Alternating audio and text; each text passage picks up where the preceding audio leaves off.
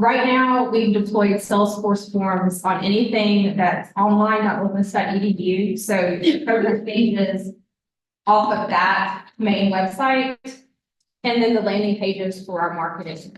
In some cases, we've also shared forms for you to be able to add them to your WordPress sites or Cascade sites. One question that's come up is with Cascade pages, they're going to limit what forms can be used on that platform.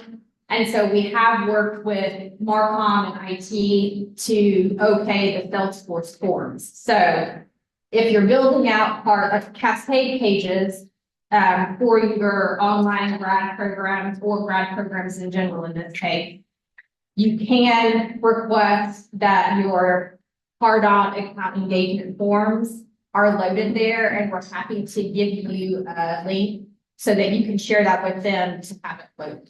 So when you get into that process, or when you talk to your web people about that process, we would prefer if you would use our Salesforce forms so that everything goes into the system. The same is true for those of you who are working on WordPress right now and aren't to the point where your pages are migrating over to Cascade. If you have other forms on your page or no forms on your web page, we're happy to share a Salesforce form link with you to be loaded, and we can work with IT to make sure that happens, or with your direct web people, however it's managed within your department, so that as many of the forms as possible are similar for the user experience and also flow into Salesforce so that you have that direct information to work off of. So that's one thing I wanted to point out related to these requests for information forms. If you're using some other system for requests for information forms, we're happy to talk with you about the pros and cons of that and what a change. The best person to start with is going to be Stone for that conversation, but then she and Emily would coordinate to help make sure you get the right links, or if a new form needs to be created, how that process would go. So just pointing that out there. And right now we have licenses out to folks that we've identified as main communicators for your different departments. If there's someone that in the future you think should be included on this because they are communicating directly with students on a routine basis and need to be considered for a license, we'll send an email out following this meeting so that you can tell us who they are and kind of what role they play so that we can try to get the right people access.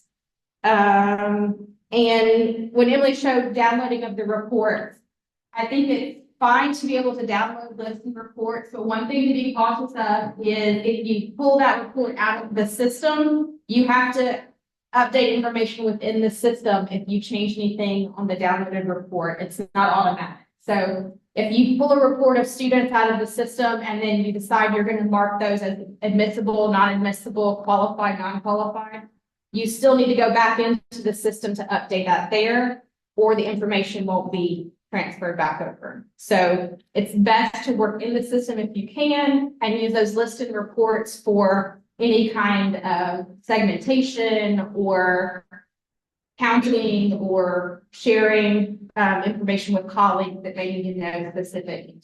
Okay. And the other thing to lead into what Logan's going to talk about today, we do have ways within the system to email individually, as Emily showed through the Outlook integration, and also in groups and segments, which is what Logan's going to talk about today. So I know some of you who have been using the lists are pulling those out and maybe communicating individually with students. And maybe in the past with your processes, you had lists of students that you would email as a group. We're trying to integrate those group emails into using the Salesforce system for that as well, for your prospects at least, so that we have those communications tracking and we can gauge interest based on the scoring that Logan will talk about. And there are ways that we can set that up also so that it creates tasks for you and creates different triggers so that students go through a flow that's most relevant to their interests and their activity. And that's kind of what Logan's going to talk about. But that's one of the things that I encourage. If you are doing group mailing of some kind, we'd love to have a conversation with you or the folks in your department doing that about how we can integrate that into the system as well, and be able to track that, have that information tracked into the student's contract file so that all the information about that student and their interaction with the university is in one place. So I'll let you take the Cool. All right. So I'm going to stay behind the podium. I'm a little animated, and I think I will be better on time if I stay back here.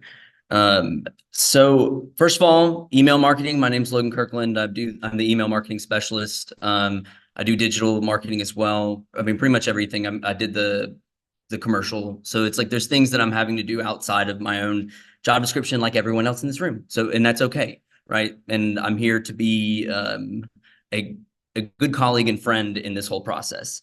So this is my world, the world of email marketing. Sometimes I have to explain it because people look at me like I'm crazy. They're like, I didn't know that was a job. And I'm like, it is a real thing. It is, and it can be very, very effective. One thing to kind of look at email marketing is kind of like the long con, the long game, right? So you're really trying to just kind of stay in their head because, I want you to think of all the emails that you received throughout the day, right? Too many. But I also want you to start thinking about those newsletters that you might be subscribed to, or maybe there's a particular brand, you got some Lululemon, or like maybe you're, a Nike head and you want to get the new shoes.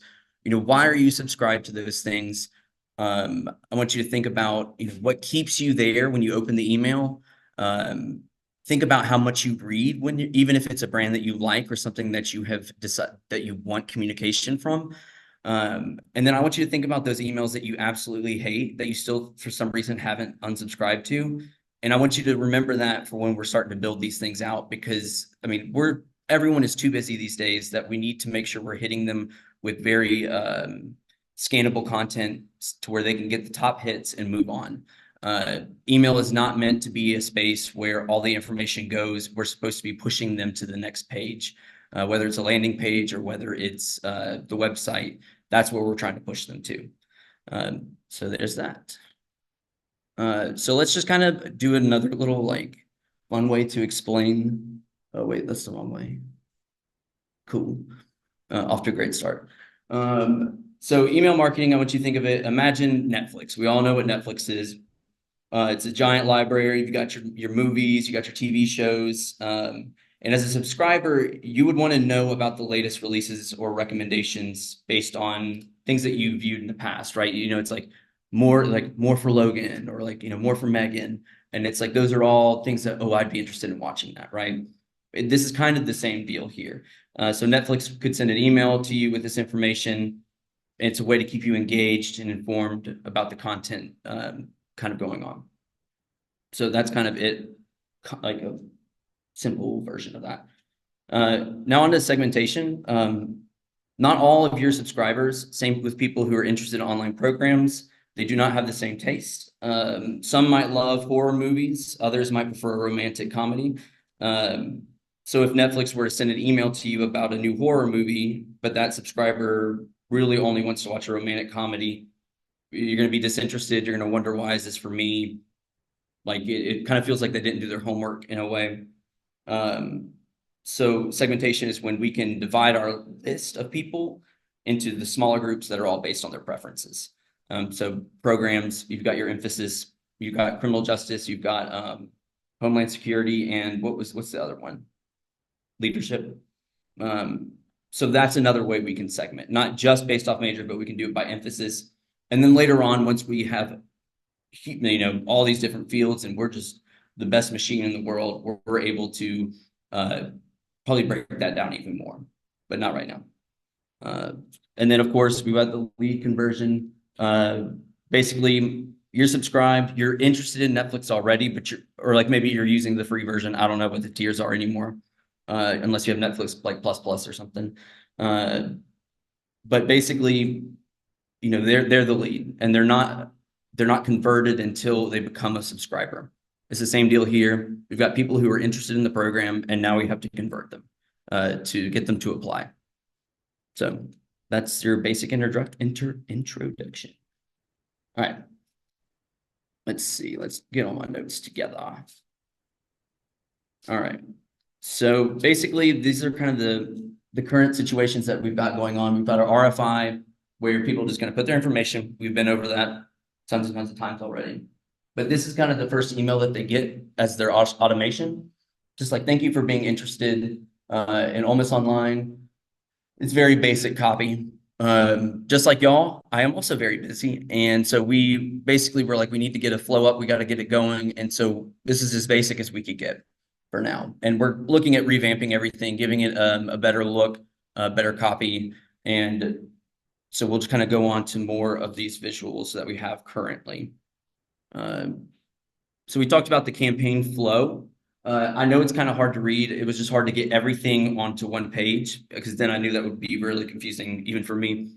But basically, you've got your start of the campaign to fill an RFI, and you basically your first automation. So if you were over here and you're an international student, it's basically saying, "Hey guys, I'm so sorry, but unfortunately, Ole Miss Online cannot support online students." As a we give all the legal terms or whatever we have to say, and then their automation stops. Then we move on to like basically a no response campaign. So if you have people who are not responding, like maybe they're not filling out an RFI or giving us more details about themselves, we space that out. So they don't respond, but they open the email. They're still in the campaign. So it's like 2 weeks later, they'll get another email. And this is kind of what it looks like here. So this is the response flow. Kind of space it out. We get them to apply. We've got our call to actions here. And this is the no response. So basically, they get their first email, 2 weeks. They get the next email. And I think it like doubles. So then it would be 4 weeks. And then it could be longer. I can't remember right now. And then so that way they're not getting bombarded by email, because that's the quickest way to get someone to unsubscribe or to not be interested.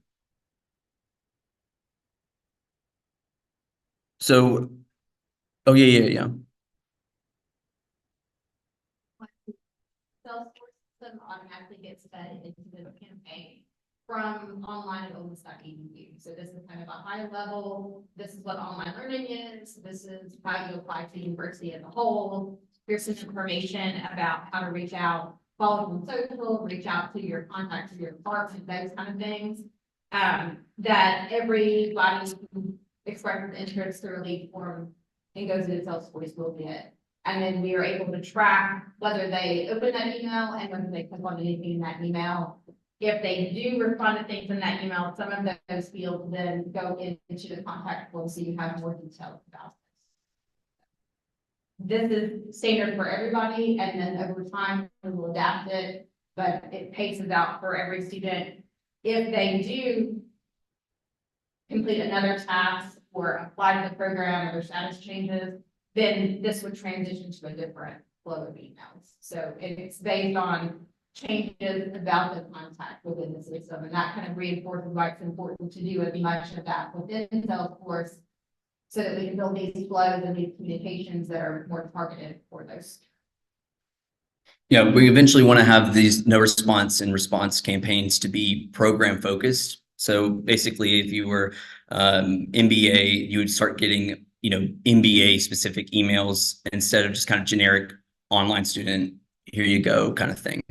But we'll get to that in a second. So one, thank you guys for being so open to working with us on this. Learning a new system is very difficult. It's frustrating. The same can be said for me. I'm used to building emails in a different way. And so me and Emily really kind of sat down. Thankfully, Emily was like, "Hey, Logan, I think we should do this." And we kind of came to this agreement. Like, we're going to start building some more emails in Salesforce so I can get faster in doing it and just kind of learn where all the hiccups are going to be. Now, that way, when we get further down, we don't have these types of mess ups or hiccups. And that's the thing. I'm going to be very transparent. I will make mistakes, and I want you to call me out on it. Hopefully you would email me first before talking to other people about it. But it is what it is. I'll handle it either way.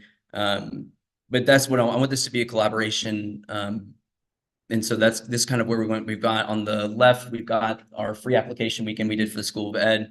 And then we have the free application week that we did for MBA. And then we did a graduation invitation email for the School of Applied Sciences.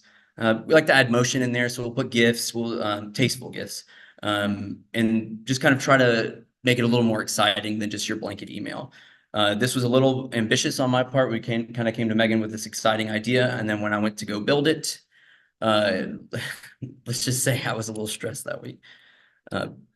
So I want to kind of go over the email like creation process, because a lot of people don't know the behind the scenes, to think that maybe I'm just, copying and pasting information and then sending it out. So we start off with a theme. It's good to have only one theme per email. If you've got 3 or 4 different things, they're not going to know what the message is, and it's better just to let's keep it simple, one theme, and roll with it. So once I have the theme, I have to write the copy. I'm writing the copy, and I'll send it through our team for proofing and whatnot. And a lot of times one of the issues we run into is people will send me information and it's just copy and pasted from the website, and it's like, I could have done that. And I can't simplify it anymore. And I don't have the knowledge that other people do about their program. It's like y'all have, Megan, how many programs do you have to take care of again? It's like 7, 8. 12, exactly. See, I also, along with all of these programs here, I also have the departments I work with outreach, which is like 7 or 8 departments. And so there's just a lot going on, and it's hard for me to be an expert in every single department, and that's where I'm going to need your help. Then I design all the assets. Our designer is overloaded already, so I'm designing things for the email. And then I have to build it. So I need to see what it looks like in the actual program. So sometimes you got drag and drop, sometimes you have to do coding, which goes to the next step. Yes, I'll do some coding to make sure things are accessible, to make sure things are linked properly, working properly. Accessibility is huge. A lot of people like to put PDFs in emails. That is not accessible. That is not cool.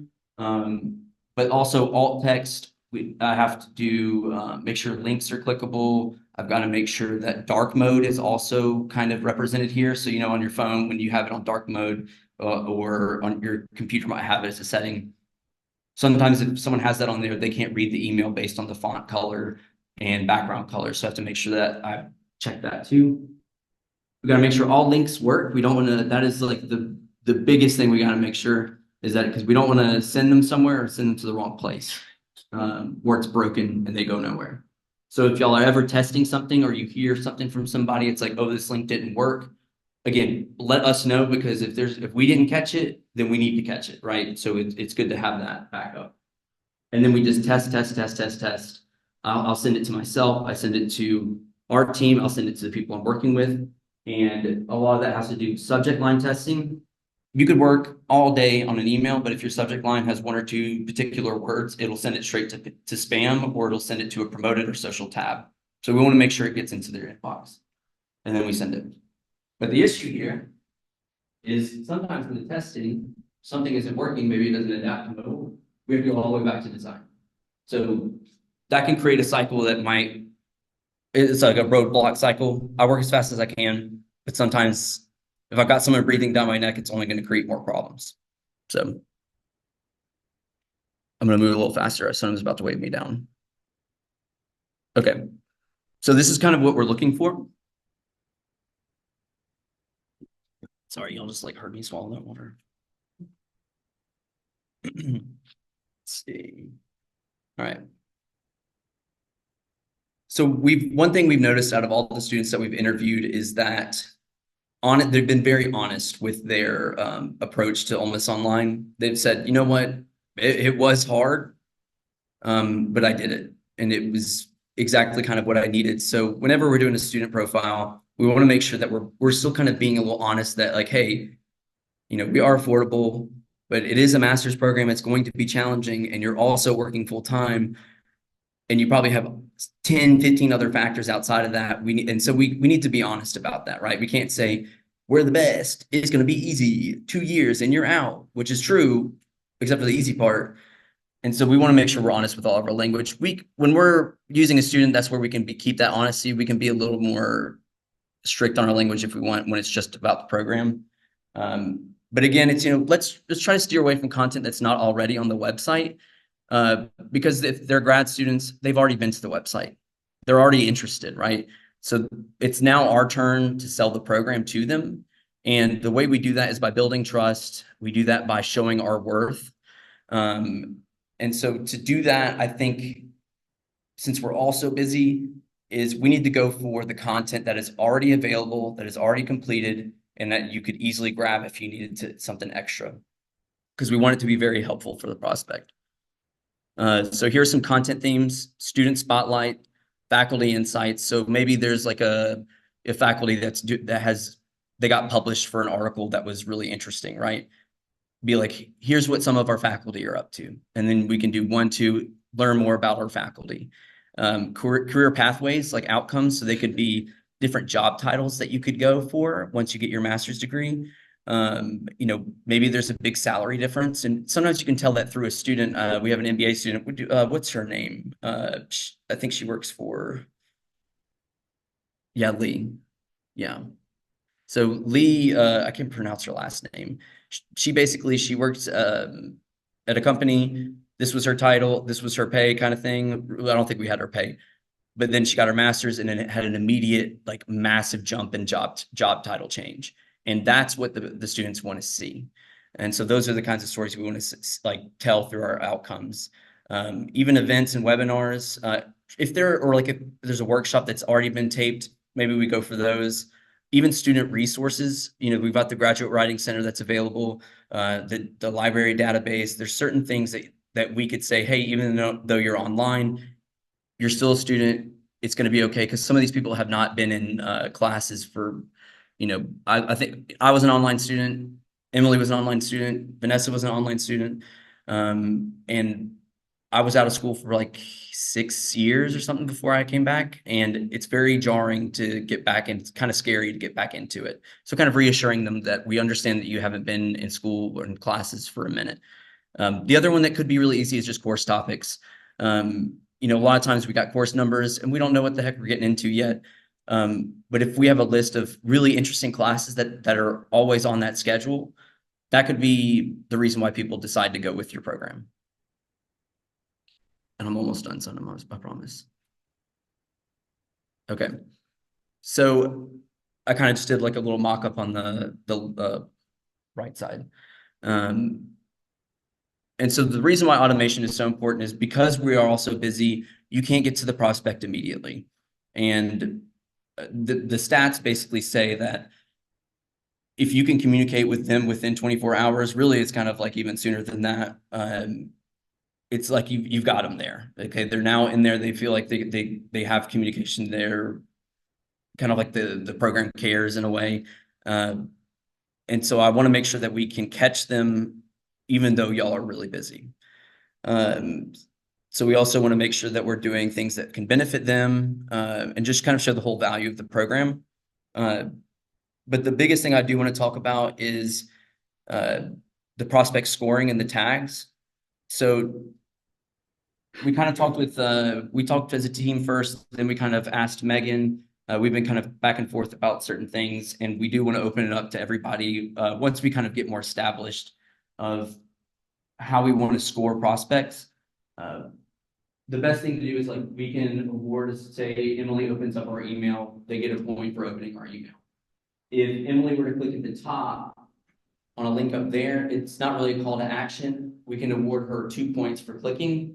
Think of it as like an engagement, right? It's going to take more interest to click on something than just to open. So that's going to weigh more. But if they clicked on like a call to action, whether it's start now, learn more, we can award that a 3, because they're showing a lot more interest than just clicking at the top. And so for that automation portion, which is for the scoring, we can then create an action where those who have reached a certain point threshold will then get funneled to you as like, hey, these are the warmer leads. Contact these people first over these leads. Now, that's not saying don't contact the other ones. That's just because I know that the numbers game, the time game, this is going to at least, like, your social battery, you're talking to people that might actually be interested rather than sending out emails and not getting a response. And so in terms of tagging, that's going to be later on. We're still working on that. But basically, if I said I was interested in learning more about faculty, I can put a tag on that person saying they're interested in our faculty. And then later on, if we want to re-engage the student, say, hey, we've got so-and-so, they're speaking on campus, they're giving a lecture on this. Here's the Zoom link. We thought you'd be interested because they've already been funneled to a whole category about interested in faculty.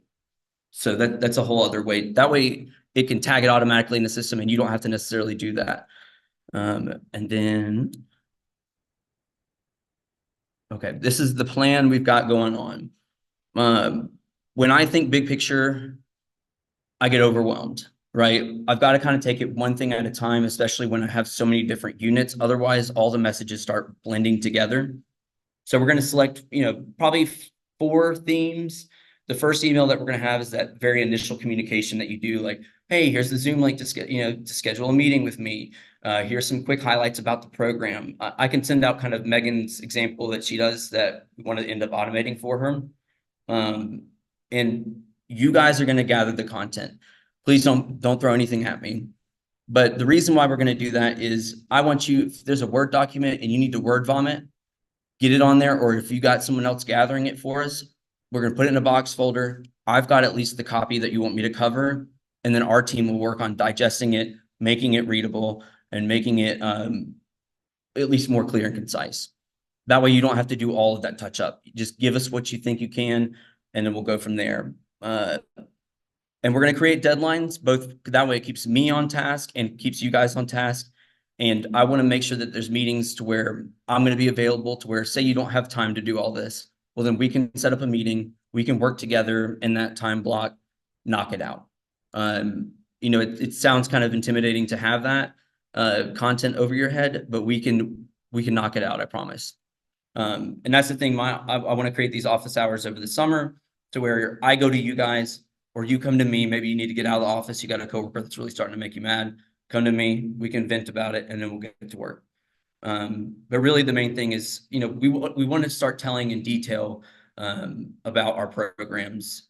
And I think there was one last thing. I do want to thank everybody that I've been with, James and Ashley and Megan, for y'all being patient with us. We were gung-ho at first, and then, like Vanessa said, we then had to take a few steps back until we got a plan in place. But I really think this is going to be a good thing, and we're going to take it as easy as we can. We've got to get it done faster because otherwise we'll start using more excuses about, it's fall. Well, it's going to be fall again next fall. So, it's just, we got to make sure we stay on top of it. But yeah, I think that's it on my end. Yes. Sorry, I definitely went over 15. And if there are any questions on this, please talk to me after, or if you need me to give a more detailed email marketing presentation for your department, I will. This was all just the top hits, didn't really get into it, but there's a lot of factors that are useful in email marketing. Cool. To put a point on it, there's the automation and then there's also the one-off email opportunities. And we did those for free app related events for a couple of schools this year. We also did the automated campaign and worked on that for some of the departments. So we want to collaborate on where those are events happening for you, or one of those one-off emails would be effective, but also building out these campaigns as well. So working with y'all to understand what your schedule is like, what the calendar is like for your department and for your program, so that we can see where this automation or where the system can help with some of that workflow. The other thing is going back to the emails, because I know this can be really important as you think through how would this work for your department, for your different programs. The email address doesn't always have to be a particular email address, so we can make it look like it's coming from different people or different departments, depending on your needs or what you already send out that you want to maybe transfer into an automated system. And we can do some of the emails that maybe your leadership or your program chairs do right now as part of an automated campaign. So maybe you want the first email to be, hey, we're so excited that you're interested in the program. from just the general perspective, and then that follow-up email be something that is written by and the voice of your chair of the program, who talks about what kind of students they're looking for and, you know, how interested they are in this person, sharing additional information. We can have their photo if they want that. We can have their signature there to make it look like the formal letter that needs to go out in the mail. So there's a lot of opportunity we can do there if you already have a communication plan to work it into an automated as well. So you're thinking through it and this idea of content, it doesn't necessarily have to be brand new content. It could be a list of the FAQs that you have for responding to students. If you have copies of templated messages because you get the same questions over and over, or you have the same process that you send out through your Outlook right now over and over, those are great places for us to start. And you can send those in bulk, and we can pick and choose from there what would fit into either a multiple email or into a single email theme for those automated. One last thing is, I know that if say you wanted to do this a particular theme, kind of like you wanted to do this email, but you just don't have the time right now, that's really fine. The ones we pick, they're not set in stone, because plus I want to have a chance to look at it and see how they're performing, and maybe there's one we have to change out if it's not performing. You know, let's just make sure we get some content up there, and we can work on the kind of the one that you really want to do later on when we got time. Just remember that nothing's set in stone, and I'm going to do what is going to be easiest for you guys. And that's kind of the main point there. It's been for this career or the next, is that the thing right now that we're trying to build around? That's our campaign theme right now for our digital marketing. We built the initial online at campaign around that because we knew that's mostly at the time how we were getting leads into the system.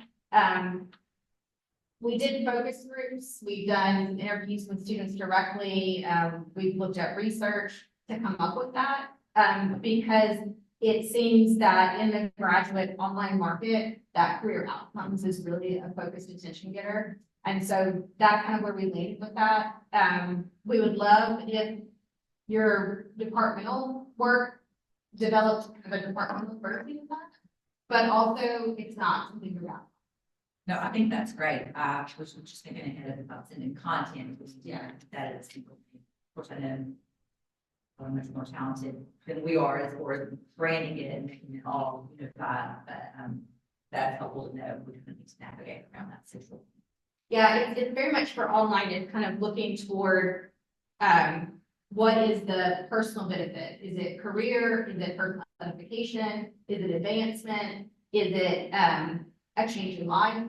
Is it a change in career? Those kind of things that we find are at least how students are, this is what they engage with the most. Now they obviously want to know what's the cost, how long is it going to take me, what classes am I going to have, but to catch their attention and keep them held, focusing on those kind of comments and ideas has been really helpful. And then I do have another question. So I know we have the different types of email, the no response, once they fill out the information and take the form. Is there cross collaboration between the graduate school application and Salesforce? So once an application is put in, does it automatically go on Salesforce so they're not receiving those emails? That's what we're working on with the new field this summer. That SAP integration is on the priority list. But we don't have it in yet. So we are kind of manually filtering that out the best we can at this time. So over the summer, that will switch over so that you have that. All right. Okay, I'm gonna take over. I'm gonna go really fast. I only have 4 slides. If you are like me and you have like the wiggles, if you need to be stretching while I'm talking, by all means, please go for it. Actually, I'm gonna move back. Actually, you asked about for this for the next. That's actually really helpful for this. Do you know where that quote came from, by the way? Oh, it's It's from Andrew Roman, who was an MBA grad from last spring, who was one of the ones that looked into the interview. He's an MBA grad, came in from Michigan. First time on Oxford campus, on graduation day. And at the very end of this interview, it must have been a 30-minute interview, at the very end, we asked him, or Logan asked him, would you have done this program again? How was it? And he goes, Absolutely, like, if you're on the fence about doing homeless online, like, what do you say? He said, make the jump, go for it. And he goes, it's gonna be helpful for, he's like, I can't wait. It's like make the jump. It's whether it's for this career or the next. That was his closing line for this or the next. That ended up being like the whole campaign theme and cornerstone that we used. And so I thought that was really neat. And it was a great mindset shift into where we're already talking about. We are thinking about the traditional undergraduate student versus a graduate student, and specifically an online graduate student. It's a completely different journey when you're looking at programs. We've already talked about this. We all already know this. While undergrads are usually on the same admission cycle with a little bit more tight, clear admissions, fall admissions, this kind of thing. I mean, I feel like we were also just talking about, oh wait, we all have 3 certificates, is it 5 certificates? Okay, what's marketing admission mean? It's something really different across all graduate schools, and then also even within our campus, it's really kind of chaotic. And so for us, from a web perspective, I'm thinking of what can we do for the student to make the information really, really simple and clear and easy. We know that online graduate students have a longer decision-making timeline. It's not just 1 year ready to go. We know that they're less concerned about things like campus life, student experiences, but maybe they are more concerned about what's my experience going to be like with faculty? Am I going to have research opportunities or career advancement opportunities? How is this going to push me into the next career stage that I want to go in? Or if they're a career switcher, how is this going to get me prepared to get a job in this industry? What we're seeing too, when we're going to conferences, we're looking at other online graduate programs. We're seeing them also highlight things like personalized communication. We cannot emphasize enough. Having that direct contact with the program coordinator makes a huge difference in admissions. So like hopefully things like Salesforce will make it easier for you to have that access with students. Highlighting things like advisors, alumni, like these extra layers are things that we're hoping to kind of add in more on the web. I've been on the team for, I guess, my 1 year anniversary last week. So we, in that 1 year, I was able to pick off with where our team was with the website, which is a lot of work over the past few years. We went from this homepage on the left to our current homepage, which is on the right. Our friendly, familiar face, Jessica Calloway, shout out MCJ. She is now like the first thing that you see. One of the things that we thought about in our shift to the new website was how can we show an actual Ole Miss student what the experience would be like? How can we tell a story? How can we make it really clear that if you were to swap out and remove the name of this, you could tell this is our campus. These are our students. These are real outcomes that you can have. We're really excited about this. And well, I'll talk about a few things too. But one of the shifts that we've also seen when I'm looking at web traffic data, these are my pretty colors that I chose for my charts. When I'm looking at web data, I'm also looking at things like the traffic spikes. This is around where this most recent campaign launch was in November. And so we're looking at shifts. We've seen increases in users. We've seen increases in sessions, in views, like, and especially with new users. It's not just repeat users. It's people that are finding out about this online for the first time. We're looking at that. For me, I'm excited that for the web that we can have this information. It gives us a metric of, are we impactful? Are we moving the needle for y'all? I won't go into too much detail on this, but I'm also looking at what page views are like based on programs. So the pages that are highlighted in the yellow box, these are our landing pages. So on our end, that's you were maybe Jessica was showing the ad on YouTube or on Spotify. She fills out she clicks the link in the ad, goes to a specialized landing page. That's what these are. So we know that from November, that on the business landing page, we've got, what is that, 168? My eyeballs are not great. 168,000 views on that one page. So we're looking at things like that and trying to make sure that we're really being strategic on the website. Is the landing page going to be actually funneling people over towards y'all? Okay. That's what we've been in the past year. If you have been emailing me, which I think you've been emailing with a lot of y'all over the past few months, we've been in full on, let's get these pages live. It's been super helpful to get that quick feedback from y'all. And we're also in this transition period of the Cascade rollout. So like, when they zig, we zag. We're just gonna keep working in tandem. And so One of the things that we're gonna continue to work on throughout the changes, the website changes, is continuing to improve the student experience. I really want prospects to have a very clear pathway into knowing exactly what the admission, exactly what program information is without any confusion. And so we're going to continue working towards that, making sure that information is easy to find. And that's maybe going to be, you know, changing throughout the next few months as we have these conversations with websites, but still funneling them to make that RFI fill out. So still, like, the primary call to action is that they are getting in touch with you. We know that the students sometimes need a little bit more before they can just go straight to applying. They want to talk to a program. So still doing that. And we're hoping to continue adding layered content. This was something that I think was earlier on our list, but now as we're kind of going through website changes, we're slowing down, but we still hope to come back to this. Highlighting student outcomes, highlighting student experiences and stories, featuring your faculty instructors, and having more detailed program pages rather than just the preliminary basic information, because we know that students will return to the website. I'm in the era of my life where I am trying to hack my life.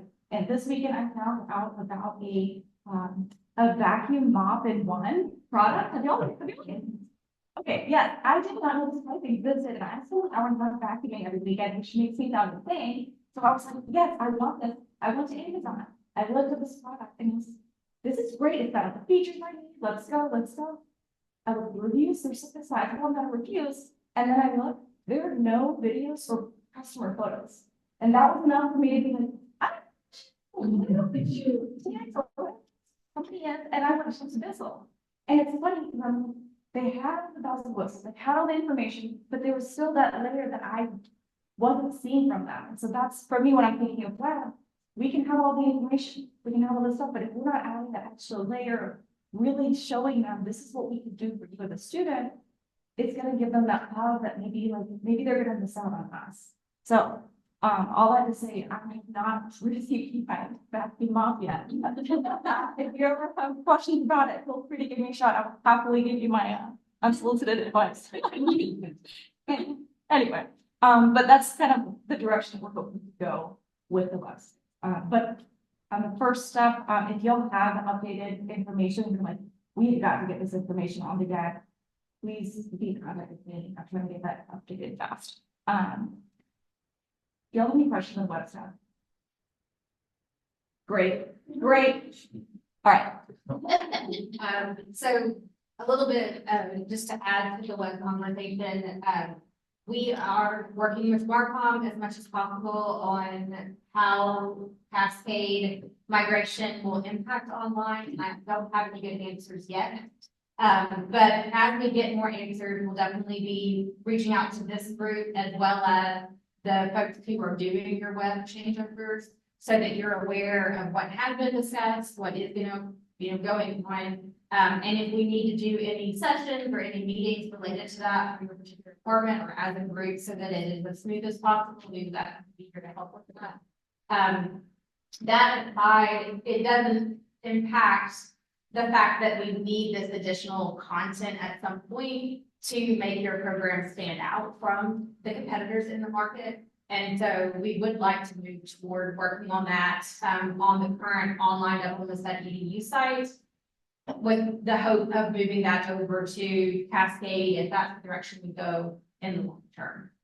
For those that have pages already on the Cascade site, we're working to figure out how that is going to reflect the online specific information that needs to be out there. And that's kind of a level up from where we are at the moment as to how that's going to go. So still working through that process, but all of our campaign and automated email pushes back to the online.edu right now.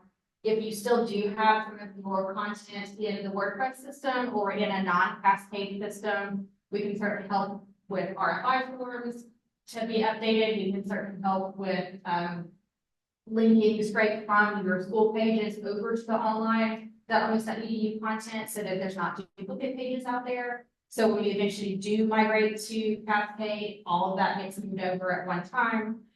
So further discussion there that we'll be in touch with, but if you have specific questions to the URLs that, you know, you're kind of in charge of or that you're sending out to students, we'll be happy to talk individually with all about those. That is kind of the gist of our formal part of today. Open to questions from anybody about anything. If the question has come up from an earlier part of the session that you have, we can certainly circle back to that if you have anything. Great. Maybe that means we did a good job. So I have a few questions for y'all before we leave, and then we're going to stick around for a few minutes as well. We have the room until noon. So if you want to walk through the Outlook conversation with Emily and have questions for the Outlook integration, if you have login issues, if you have questions about content for email marketing, we'll be here. We're happy to talk to you individually or in small groups and help with any of the problems that you may have come up with or thoughts you may have come up with today. Two things I want to end on. We're here to support your lead engagement. So anytime from the moment someone makes first contact or does a first search all the way through till the time that they are admitted to the program, our office is in some way engaged, and we want to be able to be helpful to you. So if that's information sharing, if we can share more information about the research that we look into and statistics about prospects at the grad online level or within certain programs, if that's helping host program meetings so that you've got the right people around the table to help build this content or to figure out how we're going to adapt processes to Salesforce, or if that's technology developments, if there's something that we can help with on your end so that the technology all marries well so that we can have everything flowing into Salesforce and flowing out to SAP, please let us know. We're happy to do any of that, whether it's lead discussions, sit in on discussions, provide additional details. That's kind of what we're here for, both to help educate from the marketing standpoint, but also serve as your extra hands from the communication side and from the program process side. So please keep us in mind. If after the session you think of something that you would like help with, you can always email me at vanessa@olemiss.edu, or you have Emily's email. You can reach out to her or any of the folks that you've worked with. A few upcoming activities overall that we've got going on. We will be doing some content capture at graduation and commencement this year. So we are looking at what students and what events are happening related to online programs during commencement week. And we'll be trying to get it out and do some interviews and some sessions like we did last year. It's how we engaged with Jessica, with Andrew from the MBA program, and a handful of other students. But we like to try to use that time when we know that online students are on campus to try to develop that content. So if you know of a student who's a real highlight for your program, who's going to be in town for graduation, we'd love to look at the opportunity to maybe reach out to them in advance and schedule a time to meet with them, take some pictures, have an interview, and then we always share those back with the students so they get a copy as well of all of that. And then hopefully be able to use them in campaigns going forward. We are going to start a routine reporting out to deans and program leads beginning July 1. So some of the charts and dashboard graphics that I showed you from Salesforce, we will start getting those out to deans of schools and to program chairs, program leads, however that's defined by the dean's office. That will be coming from me directly to them, and our associate provost and head of online, April, who's here today, will be getting those as well. So hopefully that will be helpful with discussions, whether it be workload or whether it be best processes for students. But that will begin July 1st once we've worked a few more kinks out in the overall reporting system. We also think that these might be valuable to you. So we're considering a fall workshop that's focused more on the email marketing part, with a few new things out of Salesforce, a few things about website, and we would just rotate topic from semester to semester. So we'll do a survey after this to see if that's something that y'all would be interested in, and try to get that on a calendars early so that we have that scheduled. But it would be sometime in the fall. And then our new marketing contract. So the next cycle of the Carnegie campaign goes into effect September 1st. So we'll have continued stats from that campaign that's going on now. And after September 1st, we should have some final results from the previous year, and we will be kicking off the next year with new ads and new placements for that. So some of the things we gather at graduation and commencement, we'll try to incorporate into that next campaign cycle. It goes before IHL next month. So we'll have a decision on that at that point. So trying to keep y'all more in the know of what we got going on, try to be more routine with our communication to this group so that you know when new features come out, so that you're aware of what things are happening. And if we can do more or serve in a way, I'm happy to talk about it and see what our staff is available to do to help online programs. Any other questions, thoughts, ideas?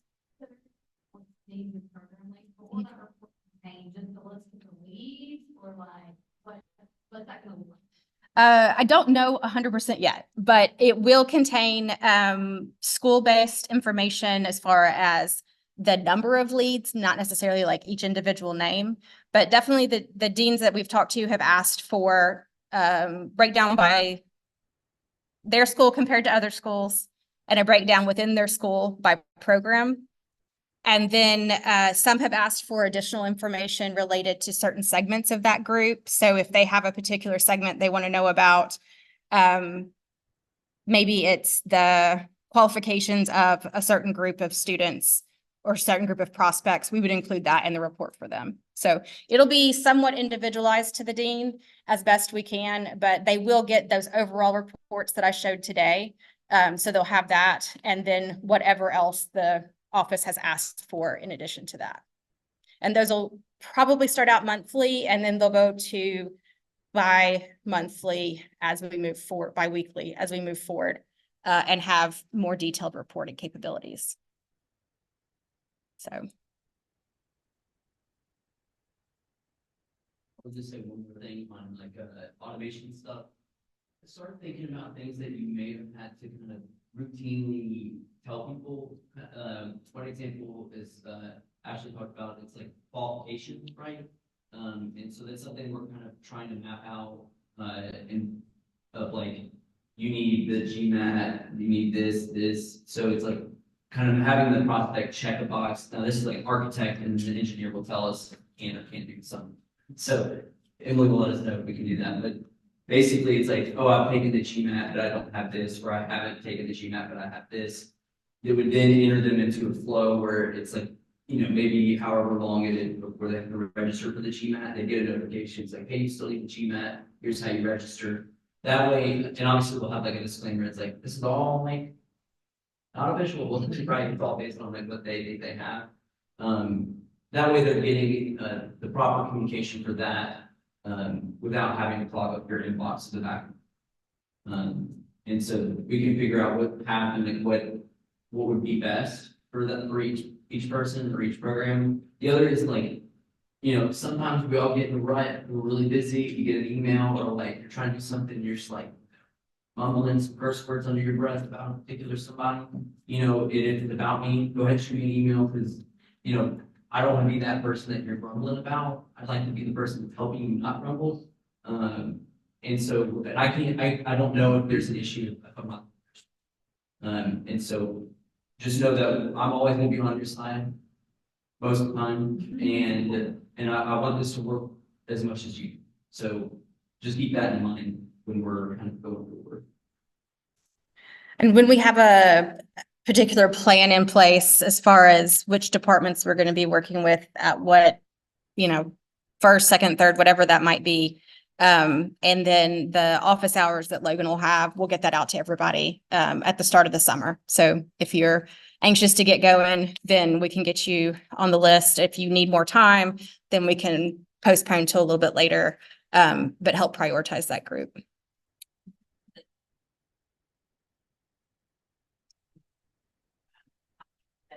Think about this summer, we meeting Logan. That's our hope, but it can flow into next semester depending on your schedule. This is something that by the end of the year, or the calendar year, December, we would like to have something updated for each department within the auto flow.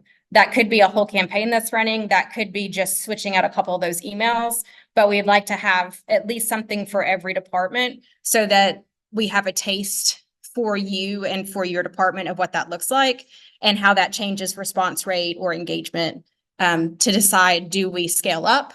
If if your time is limited, is it worth scaling up? Or do we need to advocate for additional staffing or additional support or whatever it might be from there?